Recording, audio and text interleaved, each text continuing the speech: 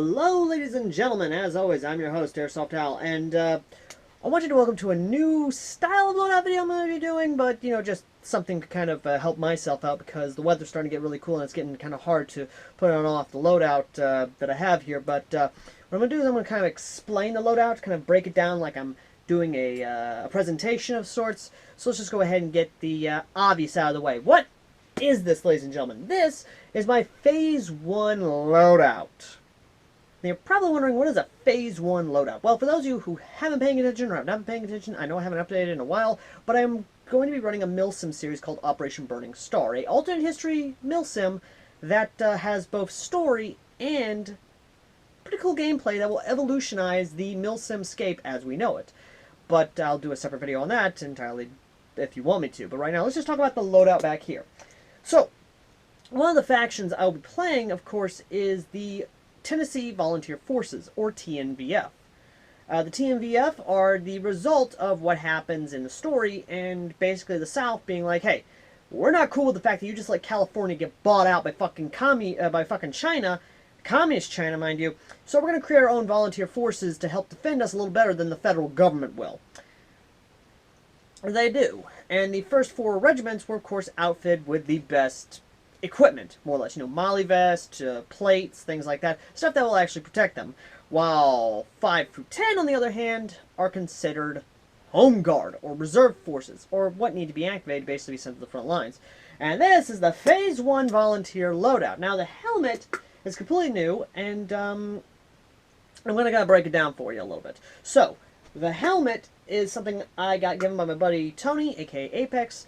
And let me just say now that the helmet here is based off my Mitch 2002 helmet. Yes, these are technically surplus. You can buy them either brand new or otherwise. And my story is that I saved up enough pocket change, of course, saved enough of my paychecks to basically buy a brain bucket to save my ass. Because, I'll be honest, this maybe will protect me a little bit more, but we'll get to that in a second. But this, I want to make sure my helmet is safe because the helmets that are actually issued to Tennessee Volunteer Forces 5 through 10... as well, old surplus pot helmets, i.e. the M1 helmet, the old helmet that was used through World War II, Korea, Vietnam, and into the 80s until the Pashkit helmet came about. Basically, Kevlar helmets. Now, me being the person I am, I didn't trust this thing for shit with my life because literally they're giving us, because literally in story, when you, the reason for this is because, and I did talk to Tennessee Guard units as well as a few others to kind of be like, hey, is this possible? And the explanation they gave me was actually pretty scary. More or less the explanation is that they have a lot of old gear, i.e. Alice, Pashkits, even some older Kevlar vests and stuff, including a ton of pot helmets, M16A1s, M14s, and I mean a lot of old guns, and this is from Tennessee Guard. I don't know about you guys, but there is a warehouse in my area full of Grenada gear and Vietnam gear. I mean that wholeheartedly. And this came straight from a supply sergeant in the Tennessee Guard. I'm not going to say which unit, but I will say that it is someone who actually I do talk to on a regular basis and am good friends with. I even had to confirm this with my father, who was the old supply sergeant for the 278th National Guard slash active Army unit. He was active Army attached National Guard, more or less. But, moving on from there. He confirmed it, actually. He did confirm that either not Huntington, I can't remember where exactly, but there is a warehouse in my area that my father used to work, when he was the supply sergeant for the 278s, that they would go to for a lot of guns that they didn't have in stock, or they had to basically, whenever they got more people coming through, they had to go to this warehouse to supply them with at least what they had.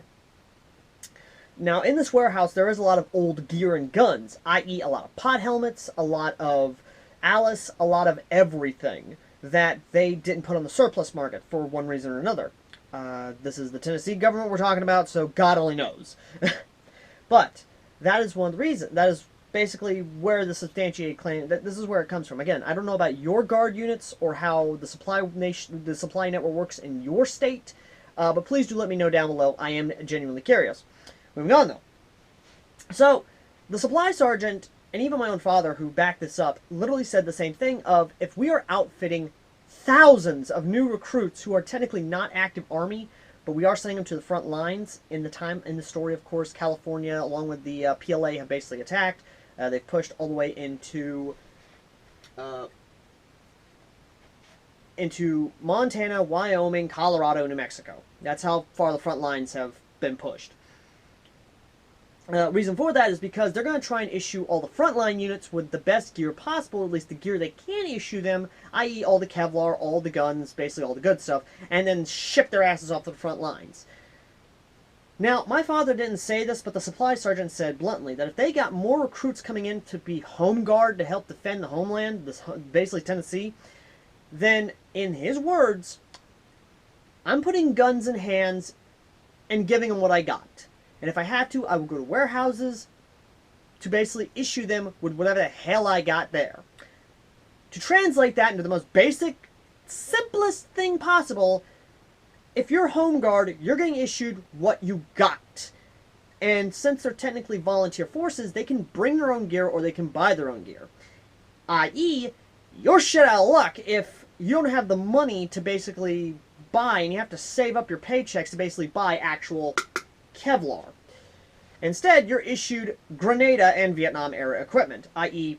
my M4 here being what it was. Now, of course, I originally did have an M16, which is this right here, but sadly that is no longer with us. I am wanting to rebuild it to actually rock it for the Phase 1, but for my purposes right now, I have, of course, the G&G M4. This has a G&G Combat Machine V2 gearbox in here. This was a G&G Combat Machine M4, but now is, of course, the current M4 you see right now.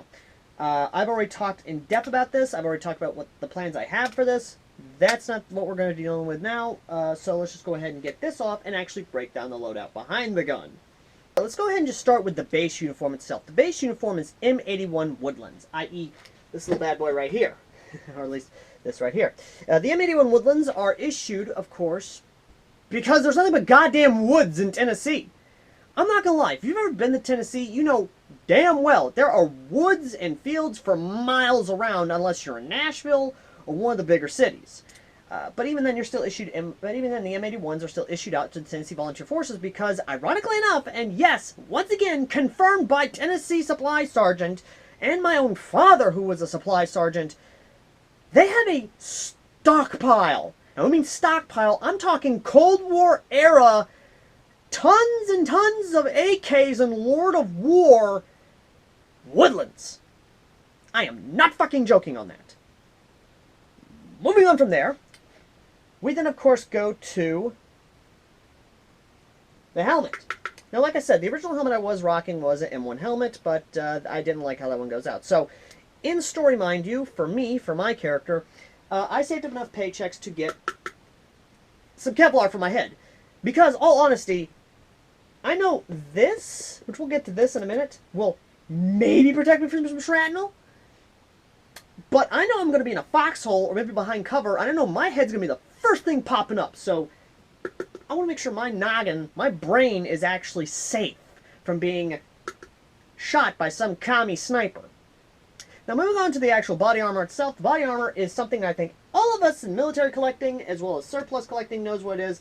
This is a Pashkit vest. This is well beyond outdated by all means, and the Kevlar in there is not good. And I know everyone's going to bring that fact up, but you have to understand the context of this thing. More or less, this is being issued out to home guard units, i.e. units who are still in Tennessee. So they're not really worried about them being shot by communists because the communist forces are not in Tennessee. We'll get to that in a minute. But more or less, the whole idea is that we need to give them something. So give them at least something as protection. So yeah, they started issuing out Pashkit vests they have fucking surplus of. And if you don't got a Pashkit vest issued to you, then you have the second thing which is being issued to you. And that, ladies and gentlemen,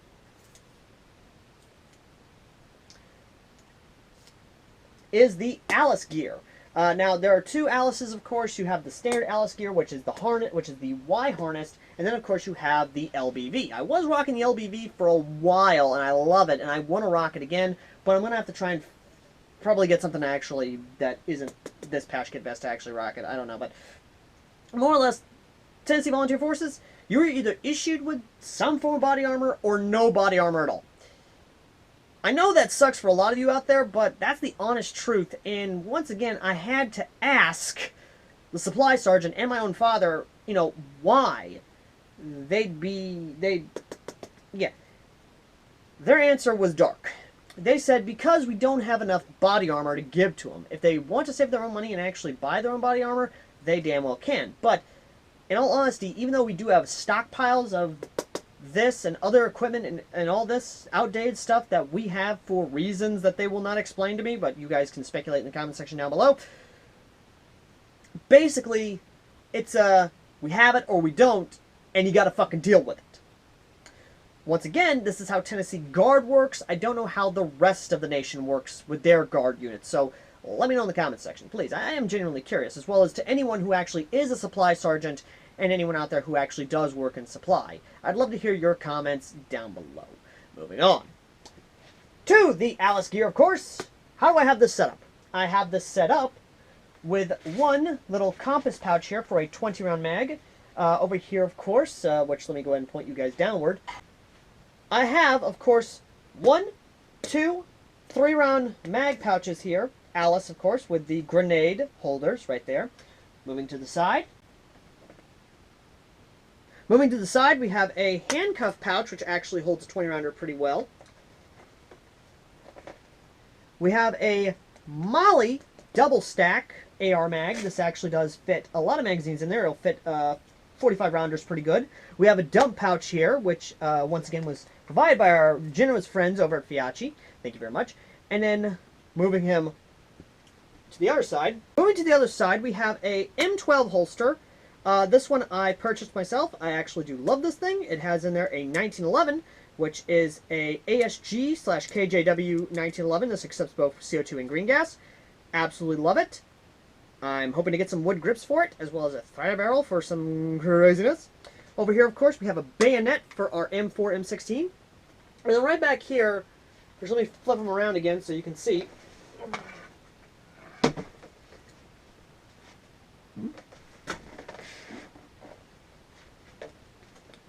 Right here is an actual first aid kit. This is a real first aid kit. It actually is something I will use on the field should I need to.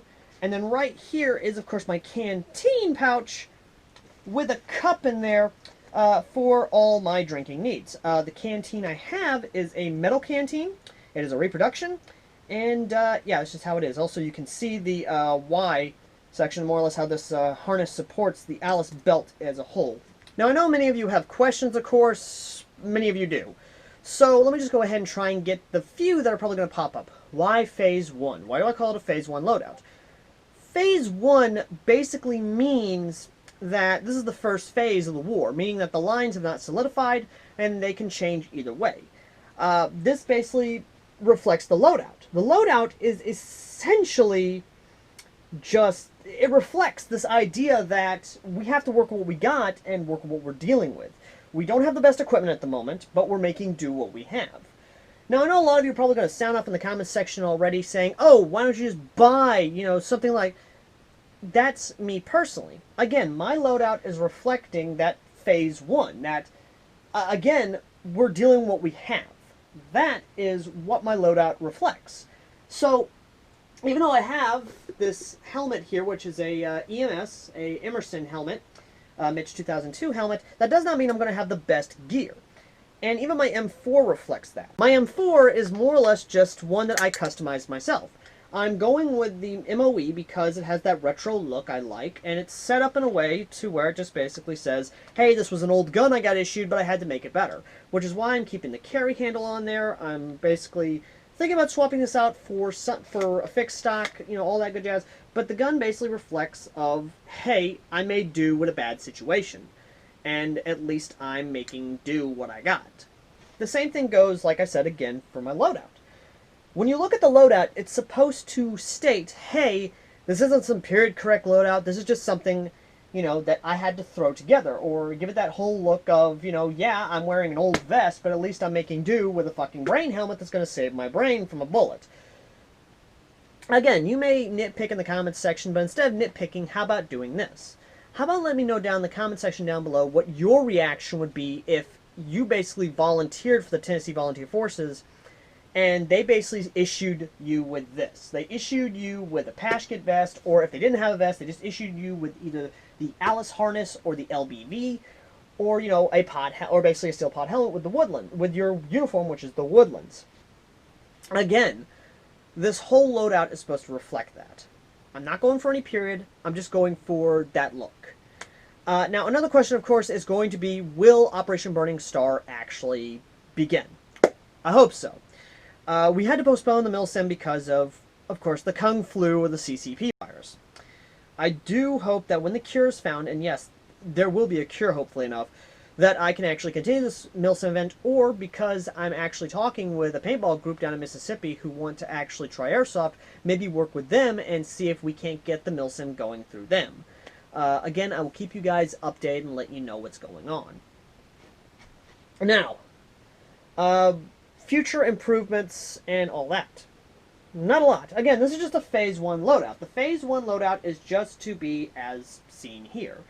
Now, I am hoping to get a backpack very soon, either in Woodland or, OD Green, to sort of go on my back, to basically carry all my extra stuff, all my extra equipment, things like that. Maybe either an Alice backpack or, something of that nature, which you guys are welcome to let off in the comment section down below about backpacks that kind of have that nice surplus look, or that period piece look, or something that actually says, hey, this is what you were issued with, or hey, this is what you could afford, things like that. Or if you can give off improvements on how to improve the Alice setup, or even how to basically deal with the fucking Pashkit vest, let me know in the comment section down below. And no, I'm not going to take the whole thing of, oh, you could just do this. But, again, that's just how it is. Now, the final question, of course, probably going to pop up is, why?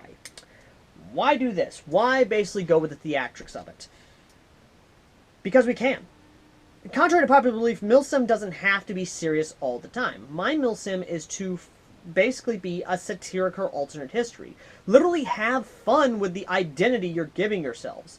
Literally, with the Tennessee Volunteer Forces, I'm going to be basically giving off extreme patriotism, extreme Southern nationalism, and all that good happy jazz of being a Tennessean, and then complaining about how the hell we have to deal with this when the first 4 regiments basically got all the good shit. And they left us with this. And again, you guys can complain also in the comment section down below also. But, aside from that, that's about it, really. That is my Phase 1 loadout. If you want me to do a Phase 2 loadout, let me know in the comment section down below, which I will talk about Phase 2, since it is technically still a work in progress. But I'd love to actually hear you guys' suggestion, because Phase 2, I will have a Molly vest.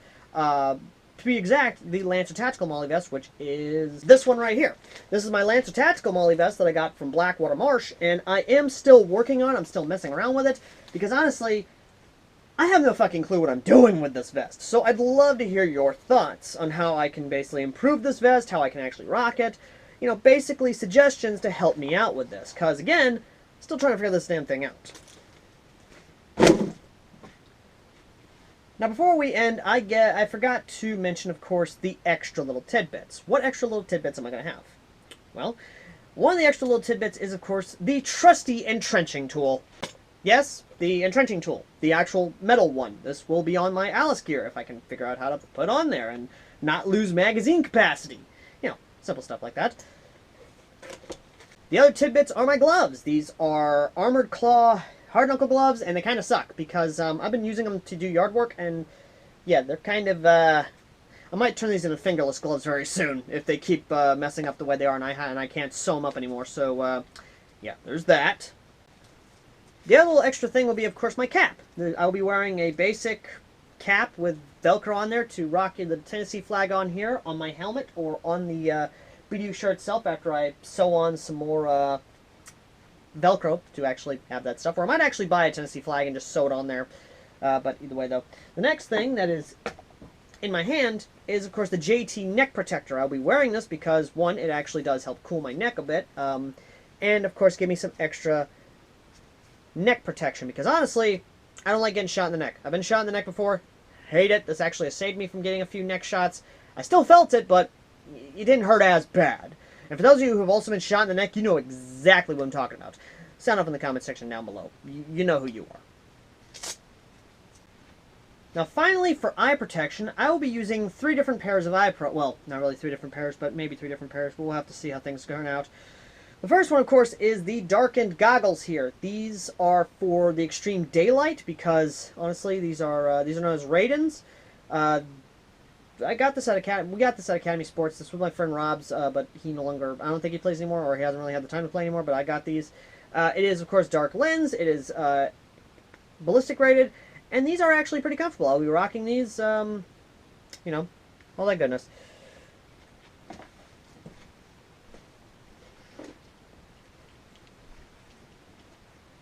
The second pair of eye pro, when the daylight is not as bright, is these. These are known as Venture. I think these are Venture 2s.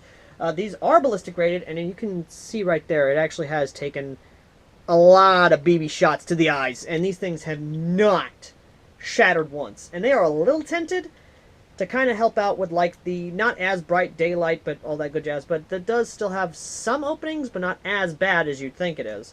That's just how it is. Now for Face Pro, I'm either going to do a gator, a simple little gator, or I'm going to do what I actually have in hand. What you see here is a literal face mask. It does come a bit to my eyelids, which is not really that great. I have cut it out a little bit so my nose can stick out a little better. But that's just how it is. Combine it with the glasses and, of course, you know, all that good jazz. Now, the last pair of protection I do have, I seem to have lost my third eye pro, or misplaced it. But either way, though, the third eye protection is actually some ASG Striker glasses, more or less. The ones that actually have the full seal around the eyeballs, although for some reason they don't conform as well to my face. I don't know. I guess I have that small head. I don't fucking know. Either way, though. So, I know I've already gathered long enough, but one final thing I want to point out. When I really am starting to feel the sun on my head, and I know I'm not going to need my brain bucket, I'll usually rock this. This is my woodland boonie hat. It actually does need to be cleaned because, good God, I have used it so much that sweat is starting to cake on there. I need to actually wash this. But yeah, this is actually a hat. This is a boonie hat. This is surplus. I actually got it for free along with some other stuff. Much like the vest here, I actually got a lot of the stuff on there for free, which was kind of nice. But either way, though. And that's about it, ladies and gentlemen. Thank you all for watching. As always, I've been AirsoftAL, and let me know in the comment section down below what you think of the loadout, what you think of my explanation behind it, and let me know in the comment section down below what your reaction would be as a supply sergeant or supply officer and or new recruit in the Tennessee Volunteer Forces if you were being issued with this and other Grenada and Vietnam era gear and kit, as well as guns. And would you kindly let me know what your loadout would be if you had to replace a good portion of this loadout, or if you could only save up enough money for one piece of kit to replace any of this kit? Let me know down below what that would be. Would it be the M1 helmet, the Pash Kit vest, or even the Alice gear? Again, I'd love to hear you out in the comments section. And finally, if you want to help out with future builds or even future loadouts, consider donating to the PayPal down below. It's folks like you that actually make this possible. I'm not joking on this. A lot of the Alice gear was actually either sent by you, the viewer, or even literally gotten through PayPal donations. Again, you guys have been killing it with the PayPal, and I just love you guys so much. I really do.